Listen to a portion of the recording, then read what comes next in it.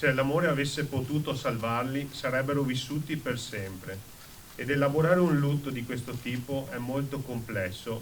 Aver omaggiato la loro esistenza con un giardino così bello ha reso reale anche il loro breve passaggio su questa terra. Nelle parole scritte via email da una mamma, il grazie al comune per la realizzazione in 2 mesi, in tempo per la commemorazione dei defunti, del Giardino degli Angeli che nel cimitero maggiore di San Lazzaro riunisce per la prima volta in un contesto ordinato di quiete e bellezza le sepolture dei bambini nati morti o spentisi poche ore o pochi giorni dopo essere venuti alla luce.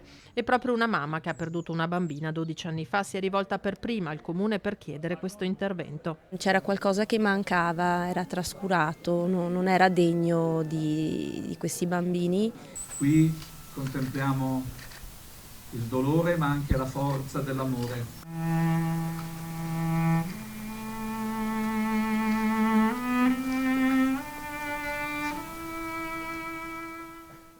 Grazie allo sforzo di Comune, Rotary Club e al contributo di una famiglia rimasta anonima, riposano ora insieme in un unico giardino i piccoli deceduti negli anni 80 e 90 e quelli scomparsi dal 2000 in poi fino ai giorni più recenti.